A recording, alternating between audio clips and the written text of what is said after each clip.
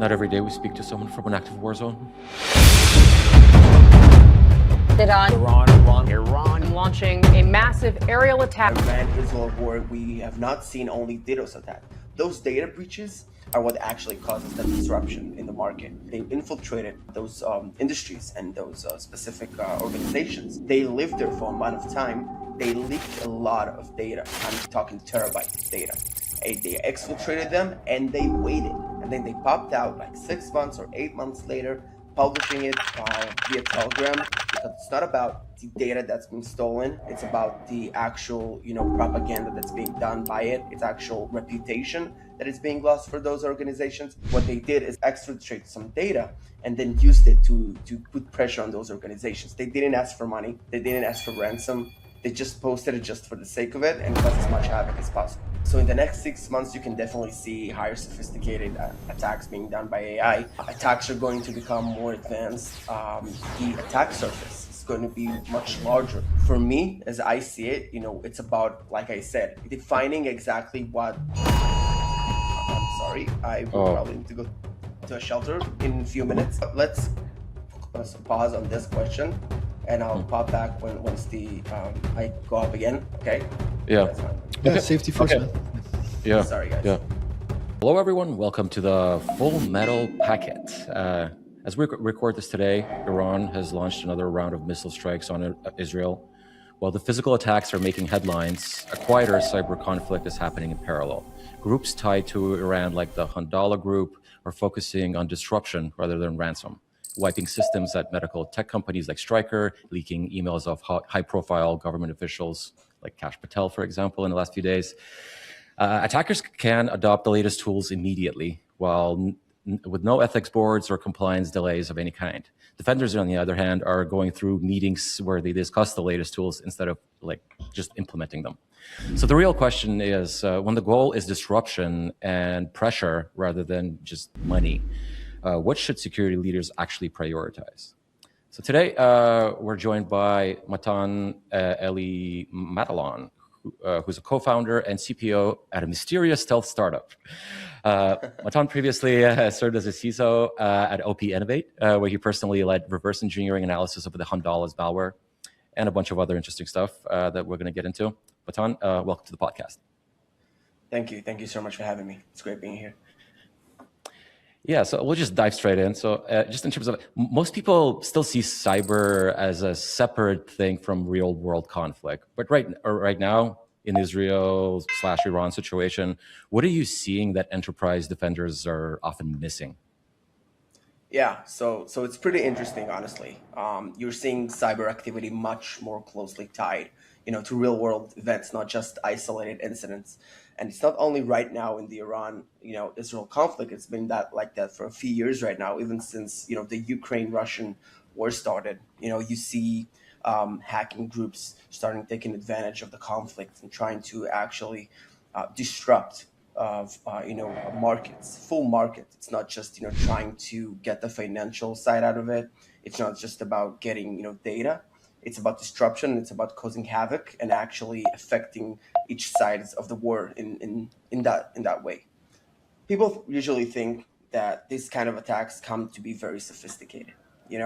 They think themselves as, cyber warfare is going to be very sophisticated, trying to, target specific industries, maybe defense sector industries, perhaps, military services. But sometimes it's often very familiar weaknesses, exposed services, weak access, combined, with visible actions like defacements or data leaks. Usually what I'm seeing in the past few years, that those hacking groups are taking advantage of some of the most basic weaknesses. And they do that in specific places to get as much momentum and traction as possible. It's more of a psyops operations instead of, trying to cause as much havoc as possible.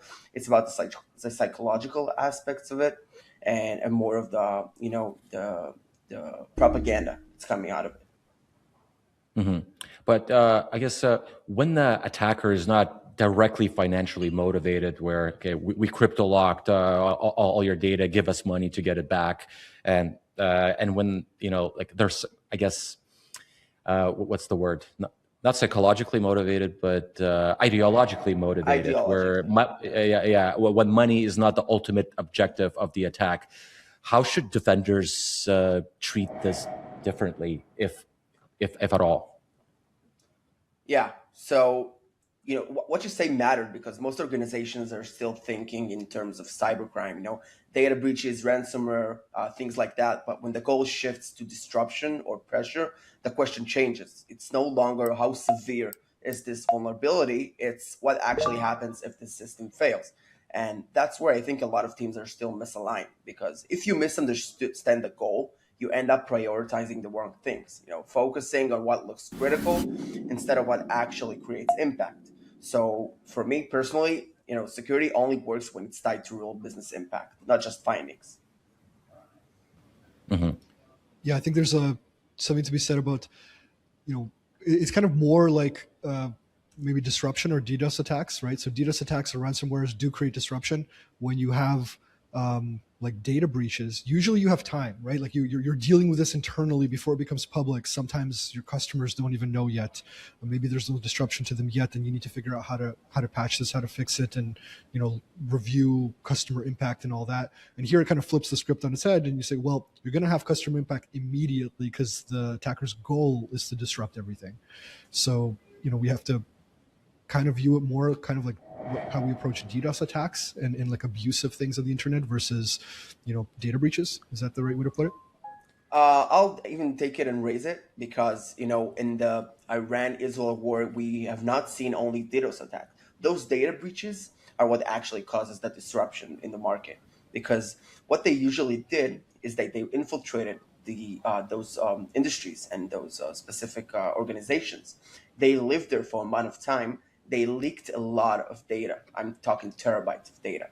They exfiltrated them and they waited. They didn't post it. They didn't do anything. And then they popped out like 6 months or 8 months later, publishing it via Telegram. And then that's where the havoc started because it's not about the data that's been stolen. It's about the actual, propaganda that's being done by it. It's actual reputation that is being lost for those organizations. So you don't need to just spam and flood the companies with, DDoS attacks.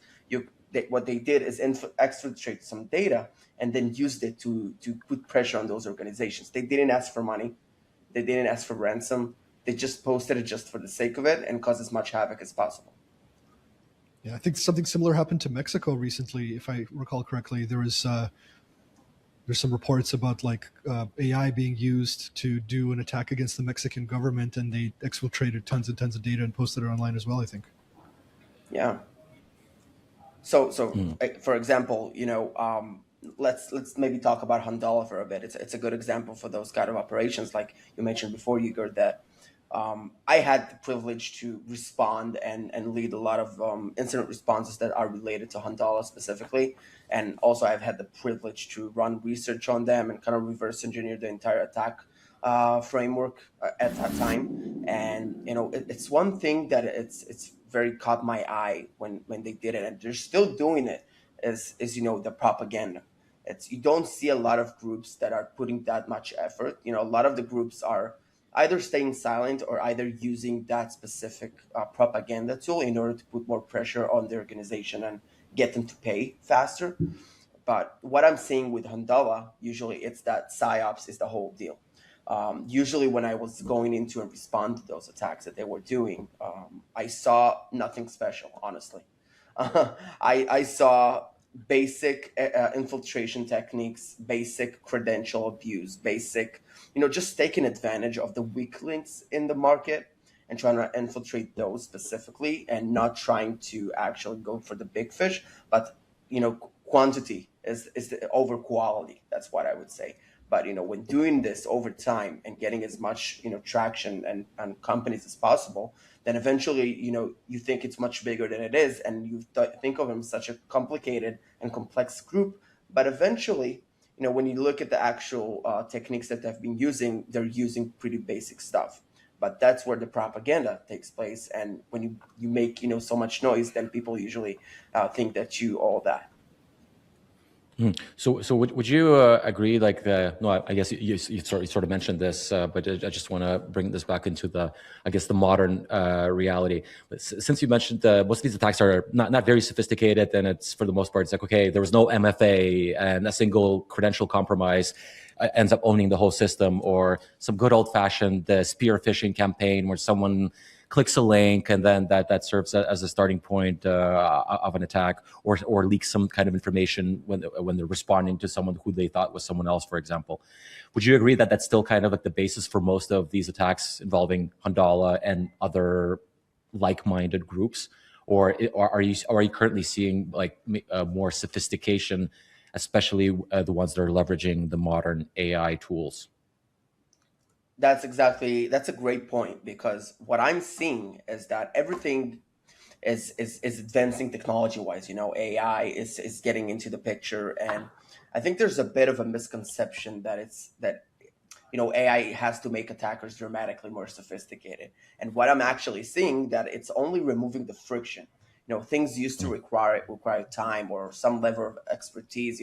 Writing phishing messages, adapting scripts, doing the reconnaissance, and are now much more easier to generate and iterate on. So it's not that the attack itself is new; it's that the cost of trying is almost zero. Attackers can generate variations, they can test them, they can adjust them, and they can keep going very quickly. And that creates real asymmetry, because defenders don't operate that way. They have processing, they have approvals, they have the constraints. And so the gap isn't really about capability anymore, it's about speed and persistence. So AI didn't change what's possible. It changed how easy it is to keep trying until something works. um, I don't see any complicated or new techniques being done by AI. You only see how quickly it's being done and how persistent it is. Mhm. Well, I mean that's been the historical, I guess, fact where AI does it. Basically, you could execute a targeted attack on thousands of individuals as a single individual wielding these tools, which before required significantly more time. Now you can do this Yeah. in parallel on large amounts of people and execute these old school attacks. But are you familiar? Anthropic had a little leak very recently, and Yeah. they Yeah. kind of announced this Mythos model that the capabilities of which apparently are unmatched, and they're basically afraid to release it into the public because the cyber capabilities are, according to Anthropic anyway, are so advanced. Given like the rate of acceleration of all these tools and the capabilities of each new model, do you think that this will be true in the next 6 months? I think that you need to make a distinction between, the simple person using AI to gain as a value, and the sophisticated attacker that needs to take advantage of it. And most of the attacks that are being done by AI these days are not that sophisticated on paper, but there are, for every exception, there's exception for everything. And for the new models that are coming out, eventually they are being capable of doing what a man can do, but quicker. So if a very sophisticated attack that is being done by the most advanced researcher can be done by a noob, you could say, these days as well. Mhm. So in the next 6 months, you can definitely see higher sophisticated attacks being done by AI. But as I see it, it shouldn't change anything about how a CISO or an organization needs to operate. I think we're going to touch back about that later, but what my mantra is always, keeping the same mantra in your organization, where you need to keep it focused. Attacks are going to become more advanced. The attack surface is going to be much larger, but what is going to hurt you specifically for your organization is not going to change. Each organization has its own crown jewels or its own IP that it wants to protect, but that is not going to change, even if it's going to be a Russian actor, physical actor doing that, or a physical Iranian actor, or a kid in Ohio using the new Claude model. It's still going to try to target the same things. So for the CISO, it's very scary to hear, there's going to be a new model that's going to do the things do faster. But for you, it shouldn't change anything. You should still be aligned of what your organization needs the most. Right. So just more reason to think about what you are protecting. And, I guess it comes back to like, you're never fully secure, right? You can always be more secure. So it's not about only patching the vulnerabilities, but identifying when a breach happens, how bad is it going to be and how do you mitigate that? Is that the kind of the angle that you need to be thinking about? Like, these things are improving, they're getting faster. We are going to get to a place where they are doing way more sophisticated attacks by all accounts that we're seeing. All the reports of the kind of vulnerabilities these new tools are finding. They're finding things that, professional auditors missed for like sometimes, a decade or 5 years or plus, right? They're like quarterly audits and no one ever found it. So that kind of stuff is going to happen. But you're suggesting that a CISO should focus on, sooner or later they're going to get through. They're going to succeed in their attack. And how do you mitigate that to make sure that you're not disrupted? That's the idea, right? Exactly. I mean, I think that, your attack surface keep expanding. And my mantra is that you cannot protect everything. There's a misconception of, tools in the past few years or technologies or approaches in the past few years that are trying to give you that sense of let's protect everything equally. And the fact is that you cannot protect everything equally. And if you try to do that, you're just going to fail and you keep, missing the important things. So, when attacks keep getting more sophisticated, you need to assume that you are going to get breached. Those entry points or external exposures are going to get, exploited eventually. They are going to get in. But the mission for the CISO is to make sure that once they get in, they have nowhere to go. Or when they do get to somewhere, they got to somewhere that is not going to necessarily hurt the business. For years, there's been this, approach of defense in layers. And I still very much stand by it. You need to make it harder for the attacker. You need to assume that they're going to get in, but you need to make sure that it gets harder for him to actually get to the stuff that he came for. If I was an attacker and I was to breach an organization from a specific, entry point, and I would get to somewhere and I would have nowhere else to go, or I got to a specific server from a critical severity vulnerability and eventually said, okay, this is the maximum I can go. And then, for trying to go further, it's not worth my time because it's too hard. That's what you want to make the attacker think. You want to make it not worth their while to attack you. And that's not going to come by trying to protect everything all at once. It's by protecting exactly what they came to take. Mm-hmm. I suppose, but like ultimately, many companies have a massive attack surface, all right? And it's hard. It's sometimes it could be hard to even know what the attackers are after, depending on the size of their organization. And at that point, most security teams would be like, okay, we need to protect our perimeter, but our perimeter now spans all the continents, and we have thousands of edges, and any single one can be the entry point. And then what happens after? Like, this seems kind of like almost like a losing battle if you have that kind of mindset. No? Yeah. Well, I mean, I have one scenario when I point to Igor's point. I think AI is going to make this problem worse, not because the attackers are getting tools, but also just the way AI is changing organizations themselves. So I'll give you an example. Currently we have all these specialized titles, right? So you're like a certain type of engineer or developer, or like you have some sort of very specific limited role, and AI is kind of blurring the lines, right? The number of things a single person can do is getting larger and larger, which also means that person gets access to more and more of the stack, more and more responsibilities across the company, access to more and more information, internal tooling, more access to, as you put it, the crown jewels. So if we're going to move to a place where there's fewer humans doing more and with more access, they become a much larger attack surface as well, don't they?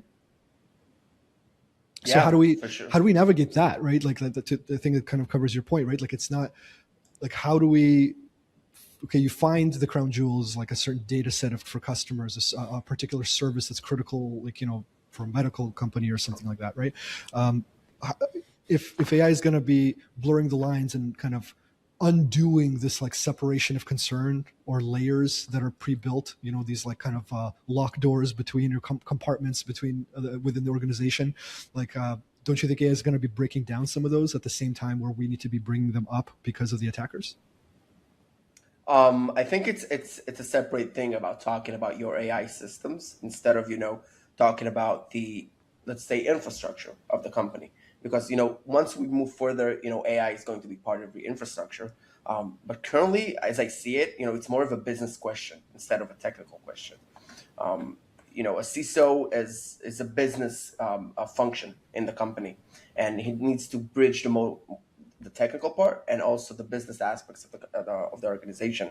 And for me, as I see it, it's about, like I said, it's defining exactly what. I'm sorry, I will Oh, probably need to go to a shelter in a few minutes, but for now, I'm going to be here. If I'm going to need to drop, then I'll just mute myself, and I'm probably going to be back in 10 or 15 minutes. yep. But for Okay. now, Yeah. I'm okay. Do your thing. Yeah. So what I wanted to say is that CISO is a business function, and you always have that thought of trying to bring up everything and trying to protect everything. I understand that completely, and people are still trying to do that with new technologies, and like I say it like I see it. It's not working, and it's not going to work because it's not. It's eventually it's not what's going to protect the business. Um, if I put it into perspective, you know, um, AI is going to help you cover more faster, but is it going to actually help you protect what matters to your organization? It only does it if you have the right technology to help you do it. For example, let's say your most critical assets are information is PII. PII can be scattered around the organization. It can be in your specific database. It can be in a specific cloud machine. It can be even scattered around file servers around the company.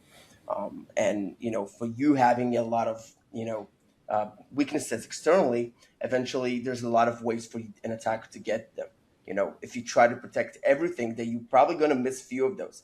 But if you come inside from a specific entry point, there's only a few attack paths that an attacker can take to reach that information.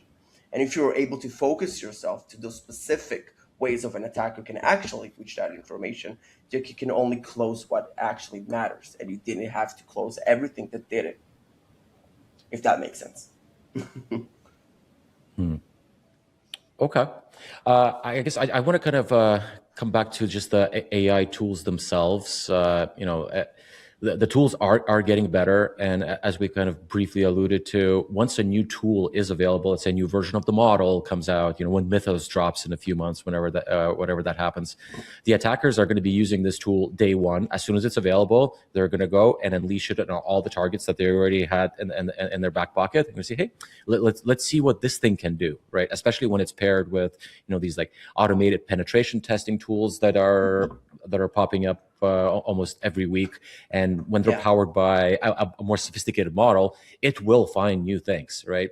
However, the defenders, will have to go through multiple meetings to discuss when are they going to adopt this thing, and it might be too late. Should defenders kind of close the loop on the adoption of these new models and kind of just basically unleash them themselves day one? Because if they don't, someone else will. So how do you feel about that? I think those tools. I mean, you know what? Let's pause on this question, and I'll pop back once the I go up again. Okay. Mm-hmm. Is that Okay. fine with So, you guys? yep. No, of course. Yeah. Yeah. I mean, I'll personal safety probably first. come back Yeah. in like 10, 15 minutes. Okay. Yeah. That's fine with you. Yeah, Okay. safety first, Okay. man. Yeah. Sorry, guys. Yeah.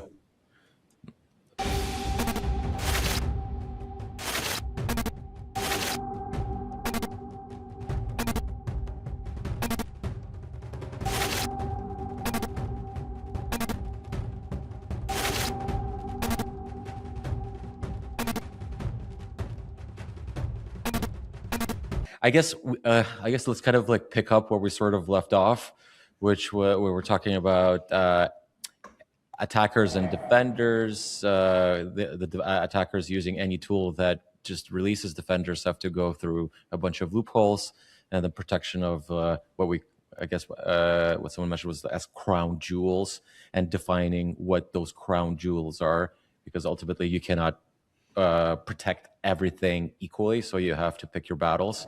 I believe that's where we kind of left off. Yeah, so I actually had some time to think about it, and I want to bring up something that I usually talk about. I mean, I've had the privilege with speaking with a lot of CISOs in the past few months, and we were talking about this whole revolution with AI tools and all of that. We were talking about this specific metaphor of you having a house, and in your house you have your most beloved things that you keep. It can be money, it can be passports, it can be specific artifacts, and you have your external parts of the house where you put the most advanced technology, usually to try to keep it. You have cameras, sometimes you have alarm systems, and each year they're probably going to be new and improved technology. But those things that you want to keep are still need the same amount of protection, from the inside. And if you try to protect all of the external entry points to your house, one, you will surely miss some. You never get 100% in security. And for me, as an incident response leader, and a lot of time I had to lead penetration testing projects, you always tell the customer that, or the organization that you're working with, that you can never get 100%. You can aspire to do your best, but there's never 100%. And two, once the intruder, it can be an attacker or intruder in the metaphor of the house, you're blind to what it can do and how it can actually hurt the organization or your house. So the point is that if you're able to conclude what can actually break the organization, identify all the possible paths to it, and you're able to know exactly what to fix in order to break this path, you are able to protect yourself, number one, easier, number two, quicker, and number three, cheaper. It's like when you play soccer, football, depending on where you're from and how you call it. When you have the opposing team, they have a free kick, and you're staring at the wall. You're building the wall, and you do try to protect your entire body at once. No, right? You see football, you're going to get ahead eventually, so you're trying to protect the most valuable part. If it gets hit, you're in trouble. My point is that AI technology is taking over. It's creating more and more attack surfaces and making attacks quicker and affordable. And the rational thing people do in the past year or so is to panic. I see a lot of CISOs that I've been talking with. Everybody's like, how am I protecting this new attack surface of the AI that's get created? There's a new tool, there's a new technology, there's a new model. There's, people are starting to integrate so much AI technology into my organization. How am I protecting it? And, instead of panicking and trying to protect each corner, which is physically impossible, this is just my, perspective. I'm not trying to preach to anyone, but CISOs need to take a deep look into their infrastructure. Whether it's cloud-based, on-prem, AI-centric, they need to identify the components that will take the company down if they get hit. It can be assets, it can be information, it can be processes, it can be identities, and afterwards they need to be able to explain how an attacker would realistically get there. It can be by exploiting one of the external entry points. It can be prompt injection that leads to credentials. It can be a vulnerable cloud assets or an exposed server, etc. Then it can move laterally, taking advantage of more internal weaknesses until it gets to that, defined crown jewel. It can be IP, information, whatever. Once you are able to confidently say that you eliminated all possible paths to the information that you care about most, that you identified in your company, each company is going to have a different approach to it, then you already put the organization in a place which an attack would have a really hard time trying to impact, eventually making it not worth their while. Mm-hmm. So this would be like, go ahead. Well, you've started, so you go ahead. Okay. No, I was going to just kind of just reframe a little bit just to make sure we're on the same page. So you're saying we need to just take a look, or organizations and CISOs need to take a look at, like, would you say it's just like the worst case scenarios, right? So like when we're talking about these crown jewels, just to kind of define it for people, is like how they should think about it. Is it like identifying a system or a data set or some event that would be like the most catastrophic and kind of start from there? and then figure out, okay, well, how would this catastrophic event unfold? What data or systems does it involve? And like secure that first before going and doing it across the whole company for everything. Is that the idea? Yeah, some of it. Each organization is going to have a different crown jewel. We're speaking in very vague and general terms, but each organization is going to have it different. For a financial institution, it's probably going to be financial information. For a product-led organization, maybe the product and the platform that they're developing is going to be their crown jewel. For a legal firm, it's going to be legal information and et cetera, et cetera. I mean, what I'm saying basically is what you said is that each organization needs to understand, if you get hit tomorrow, if you get attacked tomorrow, obviously the attacker's goal would be divided into three. One is going to want to disrupt you. So it's trying to maybe DDoS attack you, and this is something that is entirely different, and you protect that in a different approach. But if it doesn't try to disrupt you, it's trying to probably get to something that will actually hurt you. And that's where the CISO needs to understand, what can hurt me? What can hurt me? What can hurt the organization? And needs to classify it. There's a term when you need to go through compliance that you have to have a data retention and classification policy. And usually a lot of companies just do it for the sake of passing compliance, which is okay. I've done it myself, but it's where you actually define the information that is important for the company and how you respond to if it gets damaged or taken or whatever. So once you are able to actually identify it, this is not an easy work, honestly. We're talking about that as if it's something that it's very easy to achieve, but it's not, especially if you're a large organization. But if you are able to identify it, and you are able to identify all the possible paths an attacker can take to actually get there, you already put your organization in, I don't know how many times better than you were before. And what I was trying to say earlier, that it's the focus is what matters. We have such a large attack surface these days, and CISOs don't always necessarily have either the budget to try to protect everything, the time and resources. Not every large organization is going to have 100 people on their security stack or security teams. Sometimes it's going to be 5 or 6 people. Sometimes it's going to be one IT guy. So the goal here is to focus. And as much as your attack surface is going to grow in the future, in the next few years, more tools, more technologies are going to keep popping up. But one thing is not going to change, is what the organization stands upon, which is the basics, which the actual crown jewels that if they get hurt, then the company's in trouble.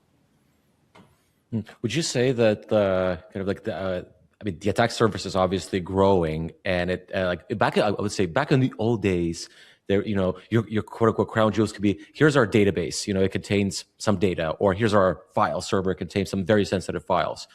Here's this physical box, here it is, it's in this rack, or it's on-prem, or whatever. Now everything is in the cloud, quote unquote serverless, and we're also onboarding all these different SaaS tools for every single little functionality. It's like, oh yeah, there's a tool for that. It's a per seat model. Now the stack is like 30 different tools, each one having its own access kind of levels of what they can and cannot access. One tool can access another tool. And now we're introducing AI on top of this with MCP servers that are talking to a private API. The private API is talking to a database.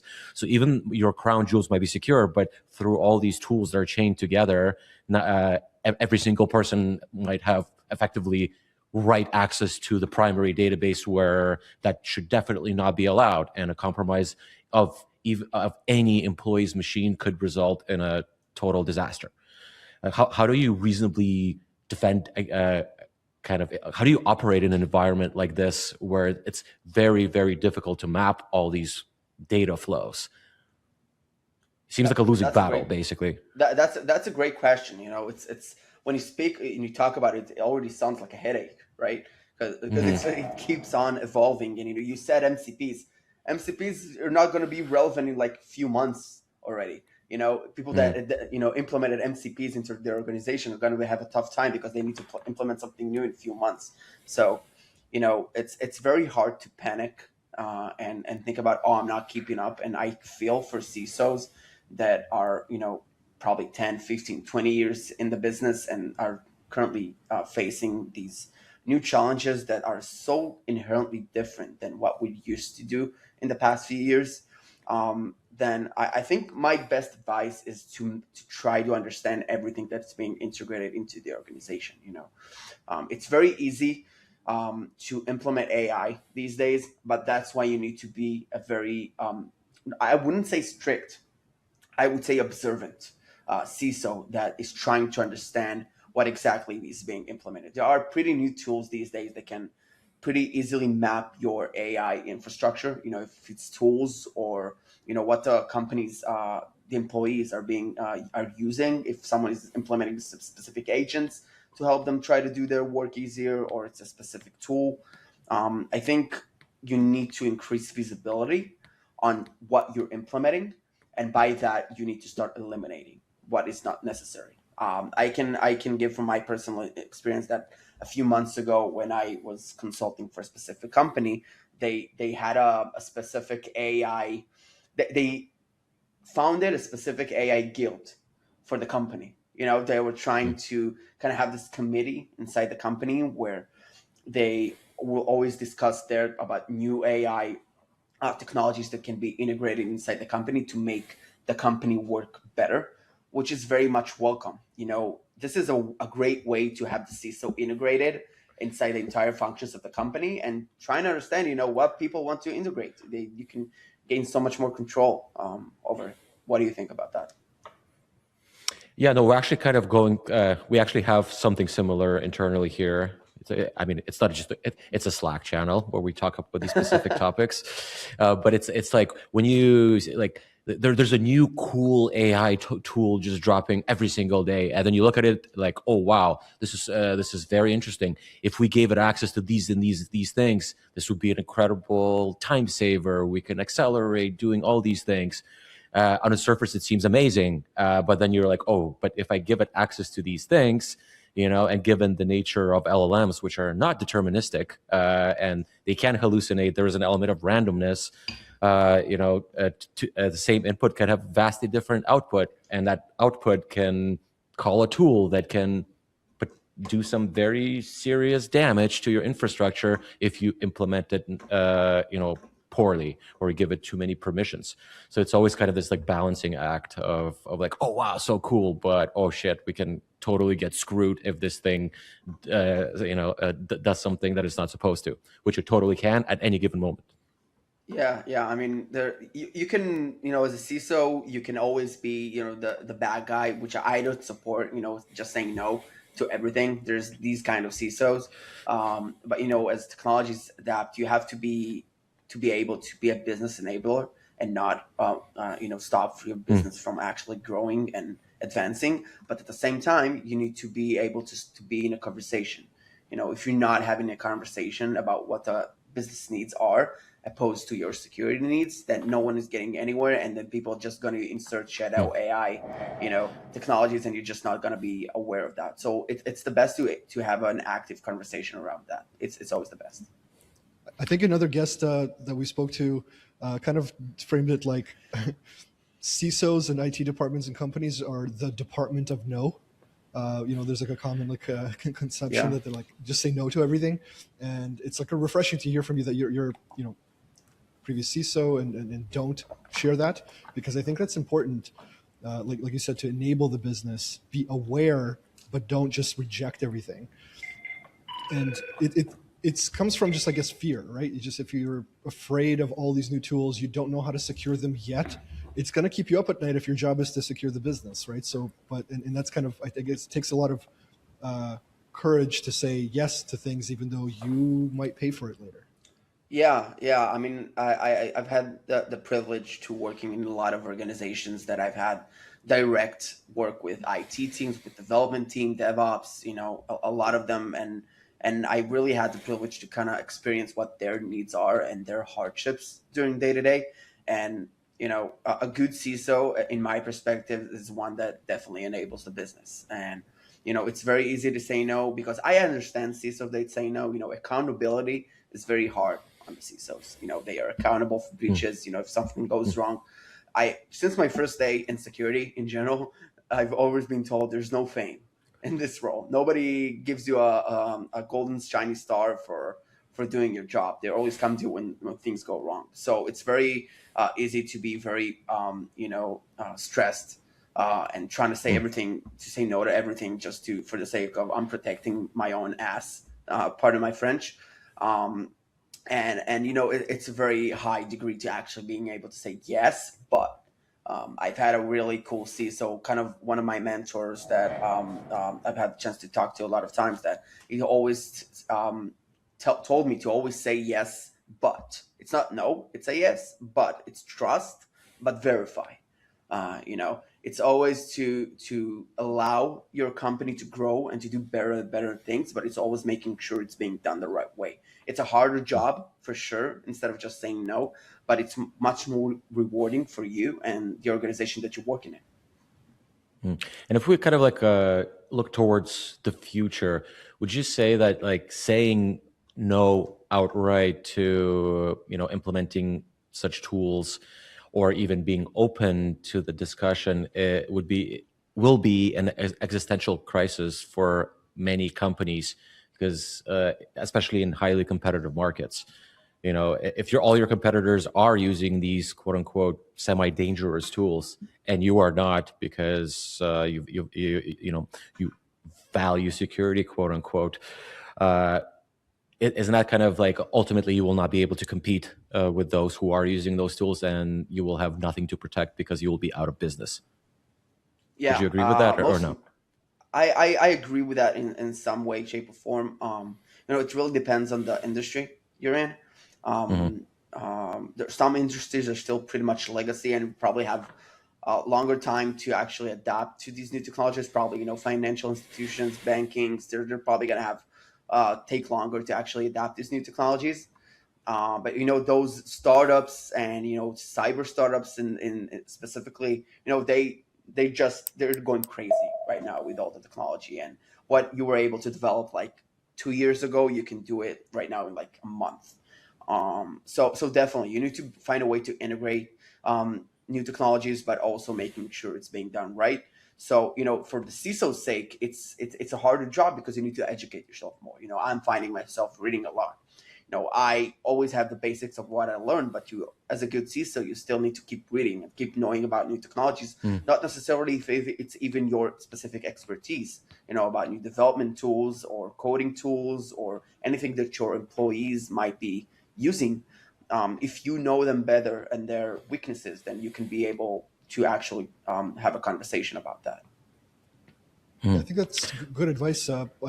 One follow-up question on this topic. Just I like the idea of yes, but that's good. I think it's good advice. What would you say with that mentality? What are some examples where even you would be like, no, it's not a yes, but it's a hard no? Are there any examples of things you think today that you're just like, no one should do this, not now, not ever, stop it? I think so. I mean, I've had I heard of some cases that let's say HR departments were trying to integrate some new AI tools that have had excessive permissions, but they claim it being changing their lives. Trying to being able to having access to both HR system, financial system, salaries, and everything under the same AI tree. But this company, this is the tool that they were trying to integrate has been pretty new, and no other vendor was doing it. Okay, so they were kind of the first ones, but that vendor was not yet very much known. So when you're a CISO, you're trying to inquire about their security posture about that vendor. Trying to do some sort of a verification, identification, and all that. And for me, as someone that didn't know it, and we're not able to find anything concrete about that company, about what they're doing, whether they passed some compliance, they adhere to some standards, or do things specific ways for me to say, okay, I trust you guys. For me, that would be a hard no, because you can have an HR department that it's going to change their lives into hiring salaries and everything much faster and more efficient. But at the same time, there's a huge blind spot here because you're integrating a vendor or a tool. You can't verify it. You can understand if that vendor is complying with some standards. Does he have an encryption? Does he have MFA? Does he have like basic stuff that you'd expect, or specific protections for your AI agents for specific AI attacks? For me, that would be a hard no. If that HR would be able to get a trusted vendor that I can say, okay, I can actually do the specific checks about them and kind of write them off, then I would feel more comfortable to say yes, but let's see how we make the permissions less excessive, or let's try to on a tight scope at first, gain some trust and then expand it. But when you bring me something that I cannot actually stand behind confidently, then that's going to be a hard no. Would your opinion of this change if it wasn't an external vendor and it was an in-house built tool running on a local GPU that you could touch? That's interesting. I know that there are a lot of cases like this. It really depends. It really depends how is the conversation cross-functional in the teams. If there's like a very large organization where teams don't communicate and someone is just going rogue and developing its own thing, then most likely I'm not going to know about it, and it's probably going to show up in some report or mapping or whatever, and then it's going to cause problems. But if someone were to come to me and say, look, I want to develop this and that, I think it's going to create this and much value for the company, then that's a definitely yes. But that's a yes because I want to allow you guys to grow and do better things and actually contribute to the company. But let's see how we make this secure and do it right, So it sounds like the ultimate decision factor here is, can you verify what the hell is going on with this new thing or not, right? So it sounds like, in that vendor, like you couldn't verify like what their security posture is, what the implications would be if you did say yes. So as long as you have a path to understanding and a path to getting the things so that you can do a yes, but then it can be that. Otherwise, you should just say no. Yeah, definitely. I see a lot of, in the past year or so, a lot of new AI agentic tools that are being put out to the market. And I see a lot of CISOs having kind of a hard time integrating them because a lot of the things that I've been hearing is that they all kind of operate in a black box manner. You get a tool, it can do, some of them it's offensive security, some of them it's defensive security. But then you get a nice dashboard with a shiny start stop button, and then things just start going on and you have no idea what's going on. And CISOs having a hard time because they can't control it. CISOs have been that I've been talking to with some colleagues and friends that be telling me, look, like I can't integrate this because I can't control it. I don't know what the hell is going on. As far as I know, it's gonna crash my production. It's gonna integrate with some coding repos and trying to just obfuscate some things and insert some vulnerabilities that I have no idea about.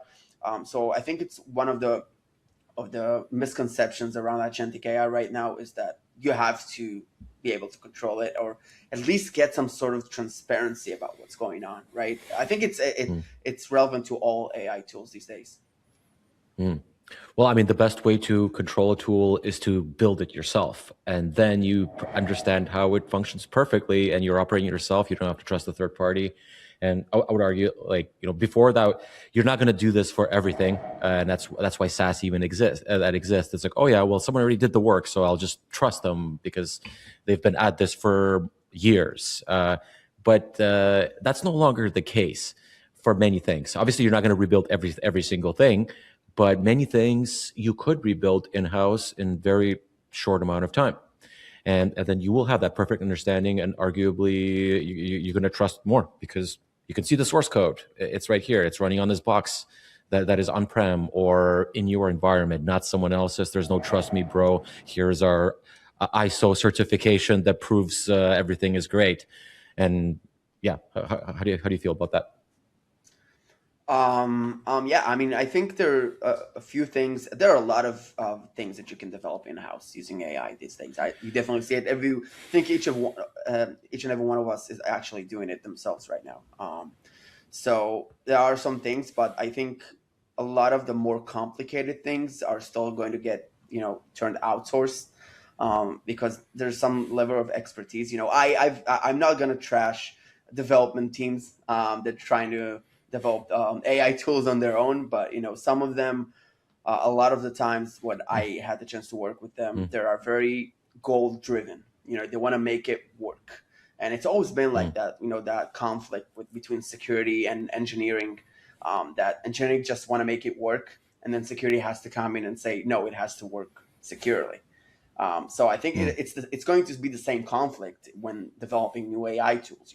It's going to be probably going to be cheaper. It's probably going to be easier to develop that in house, depending on the use case. Honestly, sometimes it's not that cheap, but eventually there is still going to be that conflict of like, okay, you built this, it does what you wanted it to do, but right now we need to check if it's being done securely.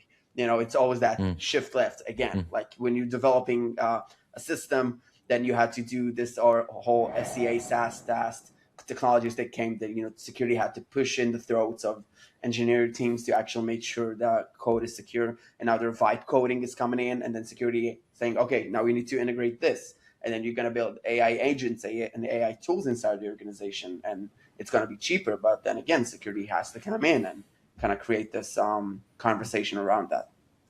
I want to make one point to your point, Igor. It's like I completely agree with you. I think that we build internal tools all the time, and we love seeing people building internal tools.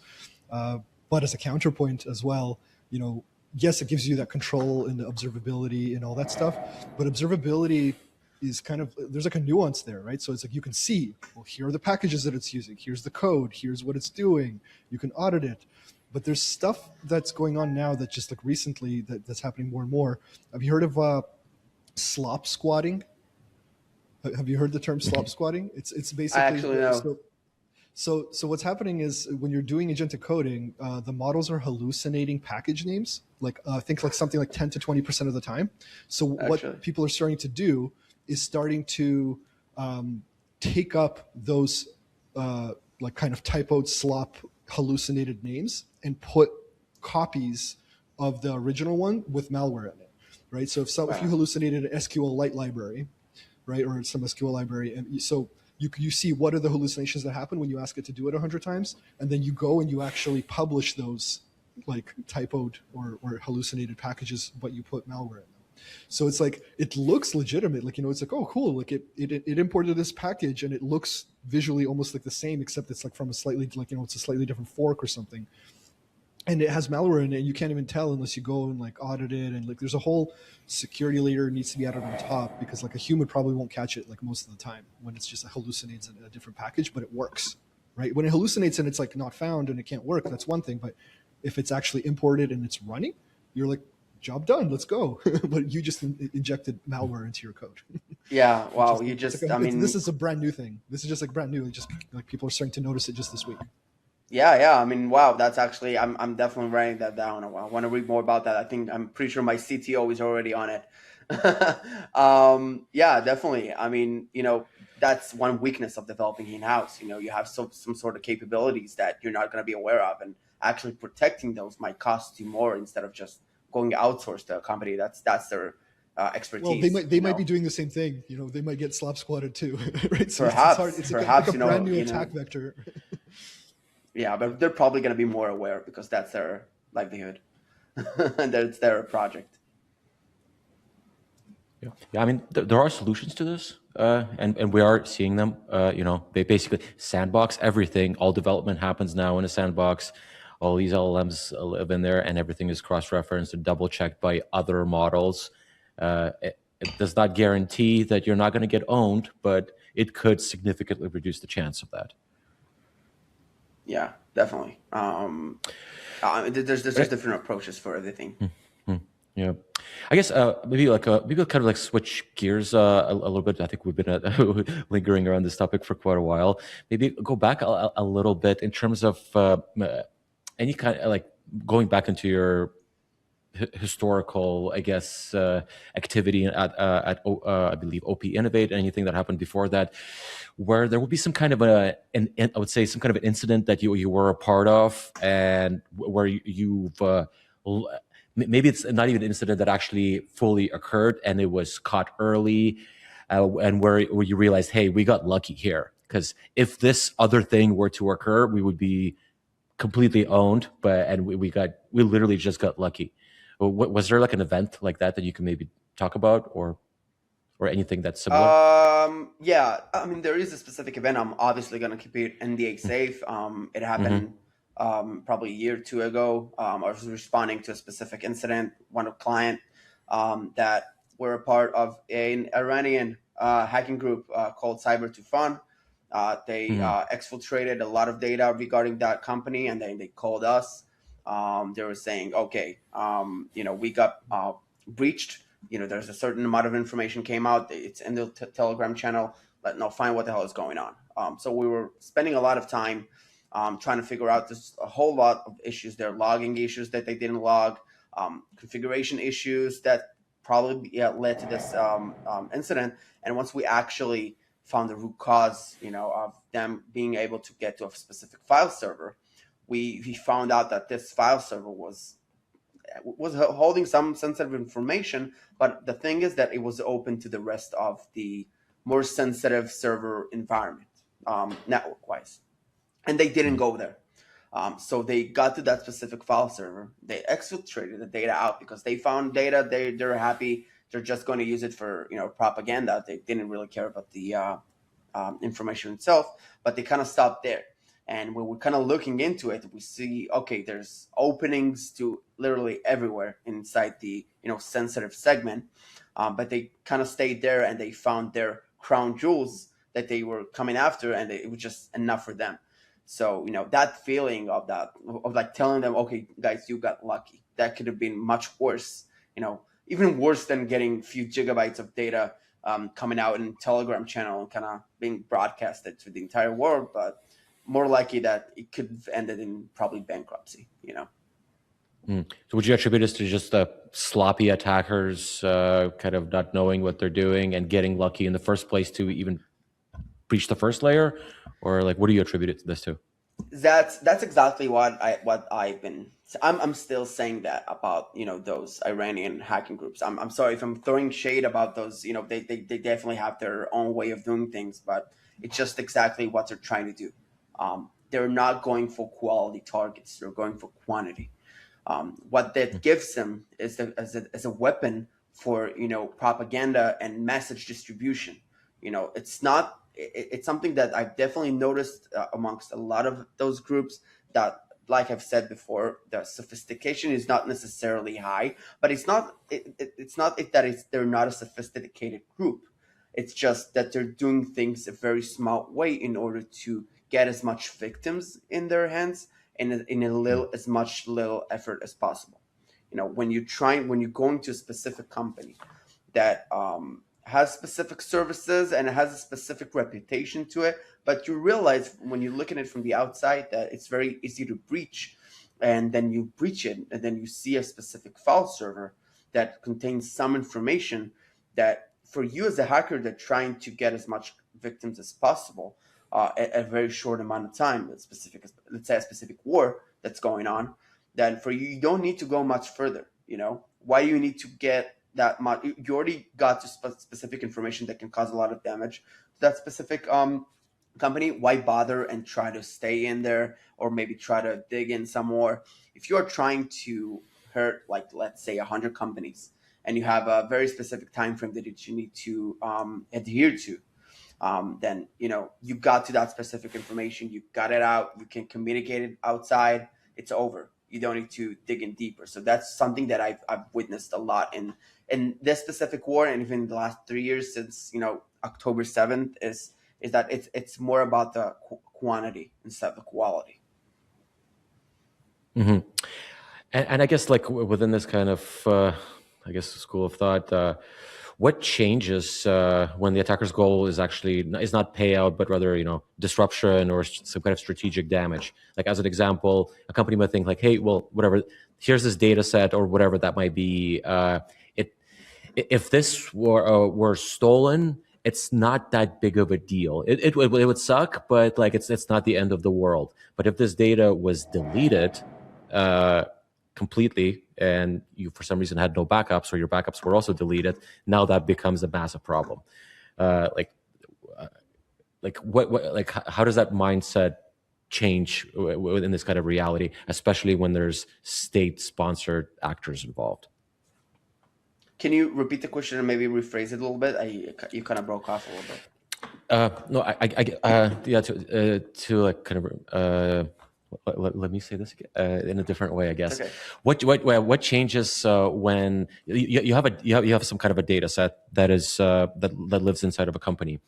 If this data were to leak out, it would not be catastrophic.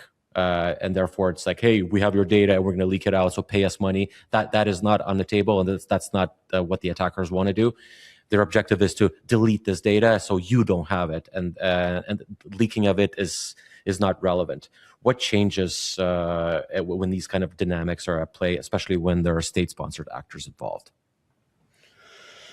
That's a good question. I mean, like I said before, when you have your whole data sets inside of a company, it's very important to understand their sensitivity of it. It always kind of classifies into several levels. You have insensitive, you have somewhat sensitive, you have classified, top secret, or depending on your organization. But when you have that goal of organization of hacking groups, nation state sponsored groups, when their goal is only to disrupt, then you need to be even more condensed and focused about what actually matters. I've had multiple occasions where I responded to an incident where the organization told me, okay, they deleted this data, they infiltrated or they leaked the data, but they told me, look, this data is not really sensitive, so I don't mind. So it's about knowing where your sensitive data is and putting more effort into protecting it. If you have a specific file server that contains data, let's say data that you wouldn't count as very sensitive, let's say phone numbers, perhaps names, email addresses, that's kind of a PII in some cases, but that's not highly sensitive. So for me as a CISO, I would put basic protection on it, but if it gets you to a more sensitive environment, then you're probably going to need to protect it a little bit more. So it's about putting the right focus on the data that you actually care about, because if the the attacker's goal is to disrupt and delete as much data, then you need to understand where that data is and how you protect it. Right, and maybe some sort of redundancies, I guess. Like if you're worried about loss, you want like really good redundancies with like completely, I don't know, whether it's like go crazy and go air gapped and whatever. But I would assume you want good redundancies. If you're worried about leaking, I mean, when there's like nation states involved, I always like get into that like more kind of spy world. You can, especially with LLMs now, generating data is also really cheap. You can have decoys. Imagine if you duplicated your data with false information and then you leave it around places. So, yeah, I mean, I don't think that maybe that organization want to spend their time in obfuscating maybe specific financial organizations, but redundancy is a very good point. I mean, it's like 20 years at least that the security industry is trying to preach backups, redundancy, the 3-2-1 rule, warm backups, cold backups. It's an entire manifesto. So if you haven't done it by now, you're in big trouble either way. But yeah, redundancy is very important. But that comes after once you actually identify where the sensitive data is. If you don't know where your sensitive data is, and it happens a lot. I mean, I've seen it firsthand when sensitive data is just scattered. It can be at the CEO's personal laptop. It can be on a specific Slack channel. It can be in a random computer. Once you don't know how to identify it and how to protect it, then redundancy is not going to matter. It's honestly not going to matter. It's also quite important to, even if you have redundancy, even if you have backups, checking the integrity of this data occasionally. For example, we had during another conversation, it was mentioned like during one of the incidents that this individual was involved with, a company was breached, and like basically an implant was put in between their database and the application server, which would silently encrypt all the data going to the database and decrypt it when it was going out of the database. So everything looks like it's functioning perfectly, but the data going in the database is encrypted. And then their backups would be of that encrypted data. And the backups would be sent off-site into cold storage, but there was a finite time frame for how long they're kept. And the attackers waited until that exact time has passed, and then they flipped the encryption key, right? And first it's, okay, we'll just restore from the backup. The backups are encrypted. Okay, we'll order the hard drives from Iron Mountain. They bring the hard drives. Everything is encrypted on there. And they basically they lost everything as a result of that. Wow. Yeah, it can get pretty crazy. Yeah, so you have like the redundancies as backup. There's also the problem, like it's kind of that exact problem that you kind of just described for that scenario. It's like, how do you separate, even if you have backups, right? So you have some data source, the data source of what you're backing up needs some communication layer with where the backups go, right? So if that's like some automation, backup, SCP a file somewhere or whatever the mechanism is, that is a whole in of itself. It's like, yeah, you'd have a backup, but your backup could be vulnerable to the same problem and access that the main database is, right? And that this can get pretty complicated pretty fast, trying to protect all the cases.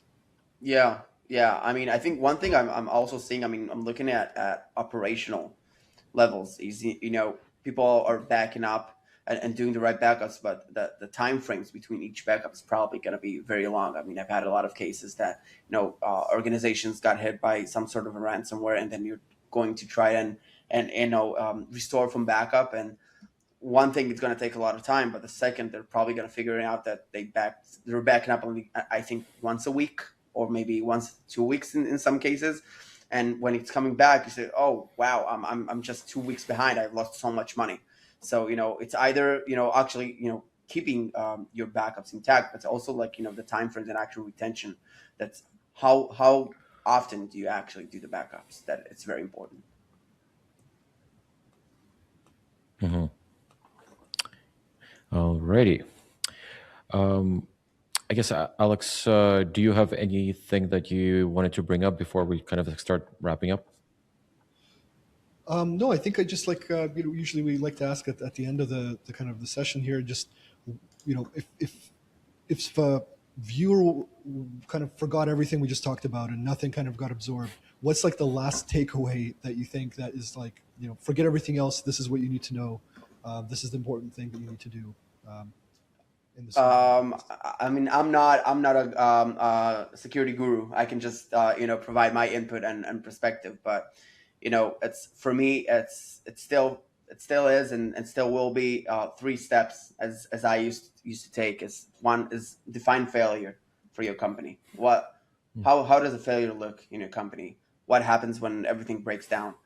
The second thing is map whatever enables it. If it's specific attack paths to your whatever is more important to you. And the third is validate if it's reachable. If you're going to have a clear picture of what your organization cares about the most and how an attacker would be able to reach it, then you're in much better position than the entire market. CISOs need to, I would say, stop treating everything as equally important. There's a very misconception about, trying to treat a lot of the exposures the same.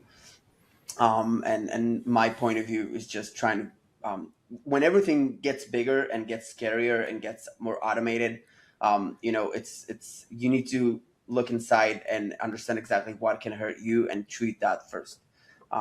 That's my philosophy for the past few months or so, and it's probably going to be my philosophy in the next year or so, unless there's going to be another crazy change of technology, which is probably going to happen. Yeah, I mean, for me, it's focusing what leads to real impact, not what looks severe. Mm-hmm. Okay. No, yeah, thanks for that. I have a follow-up, kind of like more like a personal question. Why are you in this industry to begin with? Like, what keeps you in this industry? And I know you're working on your own startup right now. Yeah. why not do something else? Why cybersecurity? I think that when I was in high school, I started developing using coding and everything, and I was terrible at it. Honestly, I was terrible. So I thought I had no place in the tech industry because it was an industry that I was really passionate about, and then I was introduced, in the military with the cyber, space, and I fell in love with it because I think that it's a place where you can actually be creative. I think very logically, not necessarily always very technically and very bits and bytes. It's sometimes you need to think outside of the box on solving problems. You need to be very much of a people's person. You need to be able to communicate. Sometimes you're a very core of the business and you need to kind of communicate between different functions and departments. And I really fell in love with the idea with actually, helping an organization kind of protect itself. A lot of people kind of go sometimes to the offensive route, penetration testing, red teaming, but I was always on the defensive side and consulting side because I always felt like a very deep connection to helping people. Yeah, I guess, yeah.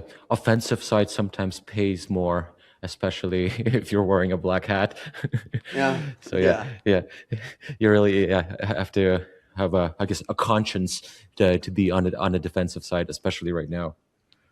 Yeah. I mean, I think as much as I've learned and gained experience, then I kind of understood like what's the power that's being on the defensive side, and in cyber in general, kind of got to meet so many good people. Sitting in this conversation with you guys, from my journey. I'm only 28. Okay, I've been in this industry for a decade now. There's people that are much more experienced than me, but I've got to do so much and experience so much industries, companies, technologies that I'm very much, I'm cherishing it every day, and I'm definitely not taking it for granted.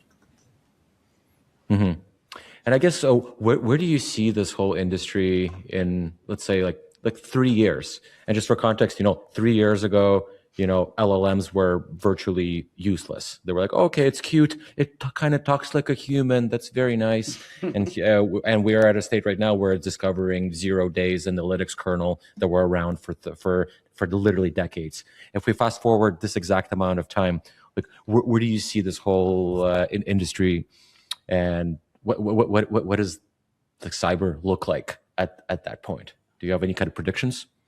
Oof, 3 years, that's a long time. If you even asked me 6 months from now, I probably wouldn't be able to tell you. No, 6 months is a bit more clear, but like I'm talking about, no, 3 years. I think there are going to be specific processes and kind of flows that are going to be done automatically. I think offensive security, kind of the penetration testing side, is going very much automated.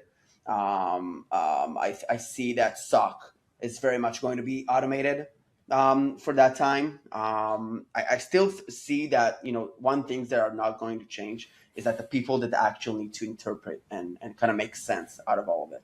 Now, one thing that AI is very lacking right now is common sense. It still lacks that. It can impersonate it. It can make you think like you're having common sense, but it still very much doesn't. It can still not very take into advantage a lot of the business context and a lot of the micro conversations and politics that are kind of happening inside of an organization. And you're still going to need people and processes and teams that are going to take this AI output or slop, depending how you like to call it, and kind of make sense out of it and actually make it operational. I mean, lacking of common sense, you could say that about a lot of humans also, right? So you would argue it's behaving exactly the same way. You can actually decide who you hire when you're hiring people. For AI, you can actually you can actually decide which agent you want to do your stuff, but maybe in the future, maybe that will happen in 3 years. You can actually hire specific agents. Well, I mean, you arguably can do that right now. There's several to choose from, and you could put them through a very rigorous interview process, and then decide, hey, which one does have the most common sense for this particular task? Yeah, but that's the problem. Anyway. How you gonna try to fact check them and kind of see that they're not impersonating Yep. someone with common sense over Yep. time. Yeah. Well, the old-fashioned way. You have to read the outputs and be like, does this make sense? But yeah, nothing prevents it from hallucinating the very next output when you're not looking. So yeah, it is still a bit tricky. Yeah, definitely. Yeah. Alrighty. Alex, do you have anything else before we wrap up? No, it was a pleasure chatting with you, Matan, today, and yeah, make sure to stay safe out there.